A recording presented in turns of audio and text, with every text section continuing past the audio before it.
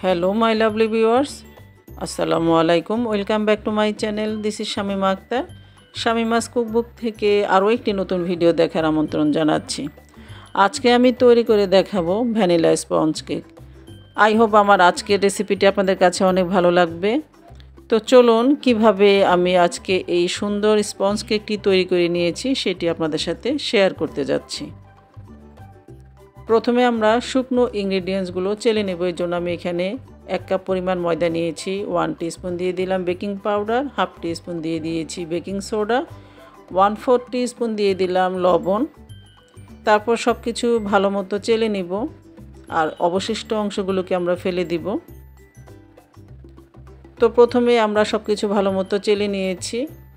এখন আমরা এগুলোকে ভালো করে মিক্স করে নিয়ে নিচ্ছি। আর যতটা বেশি ভালো করে মিক্স করে নিয়ে নেবেন ততটাই পারফেক্ট হবে আপনার কেকটি। চাইলে আপনারা এটাকে 2 থেকে 3 বারের মতো চেলে নিয়ে নিতে পারেন। তো আমি সব কিছু ভালো মতো এভাবে মিশিয়ে নিয়ে নিলাম। চলে যাচ্ছি আমরা পরবর্তী স্টেপে।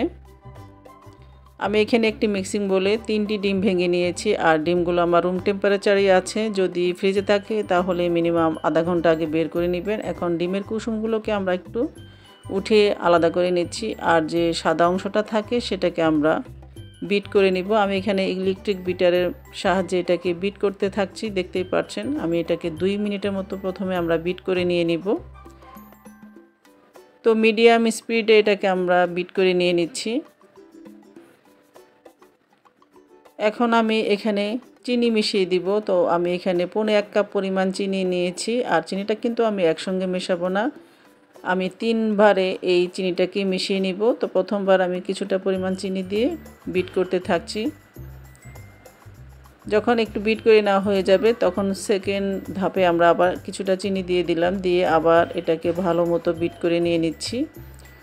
আর এটাকে ভালো মতো বিট করে নিলে চিনিটা কিন্তু ভালো মতো মিশে যাবে। তা না হলে অনেক সময় দেখা যায় যে চিনিটা একটু দানা দানা থেকে যায়। তো সেক্ষেত্রে আমরা এইভাবে ধাপে ধাপে চিনিটাকে মিশিয়ে নিব। তো দেখতে পাচ্ছেন আমরা চিনিটাকে ভালো মতো মিশিয়ে নিয়েছি এবং কালারটাও কিন্তু চেঞ্জ হয়ে গিয়েছে। এখন আমি এখানে 1/4 কাপ পরিমাণ তেল দিয়ে দিলাম। আমি এখানে সয়াবিন তেলটা দিয়ে দিয়েছি। চাইলে আপনারা এখানে মেল্টেড বাটারটাও দিয়ে দিতে পারেন, এক্ষেত্রে কিন্তু কেকের টেস্টটা খুব ভালো আসে। এটাকে আমি 30 সেকেন্ড বিট করে নিয়েছি। এখন আমরা যে ডিমের হলুদ অংশগুলোকে তুলে রেখেছিলাম সেটা আস্তে আস্তে সেই 3টা হলুদ অংশটা আমরা এখানে মিশিয়ে নিয়েছি। আর এখানে আমি বেশিক্ষণ বিট করে নিব না, আমি 30 সেকেন্ডের মতো এটাকে বিট করে নিয়েছি।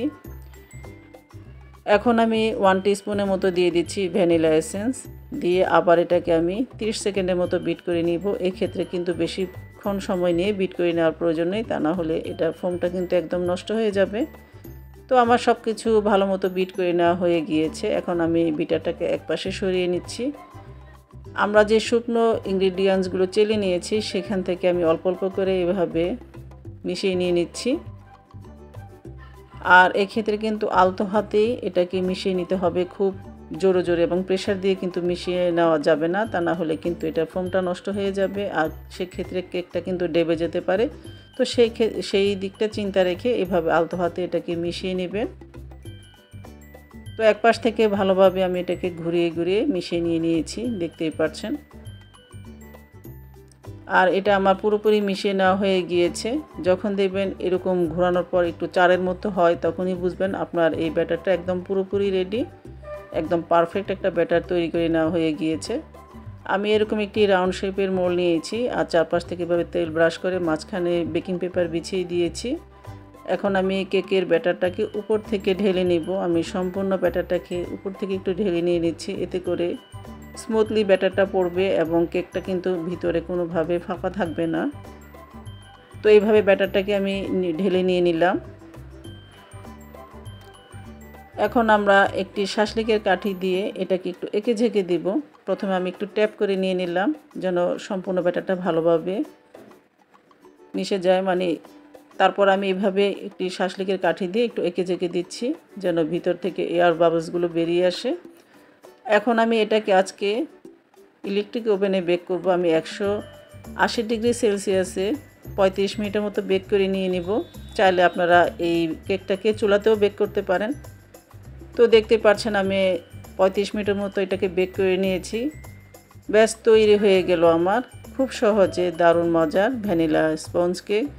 আর আমি এটাকে একটু ডেকোরেশন করে নিব। পরবর্তী ভিডিও দেখার আমন্ত্রণ জানাচ্ছি। পরবর্তী ভিডিওতে আমি এই কেক ডেকোরেশনটা দেখাবো। আজ এ পর্যন্তই। আল্লাহ হাফেজ।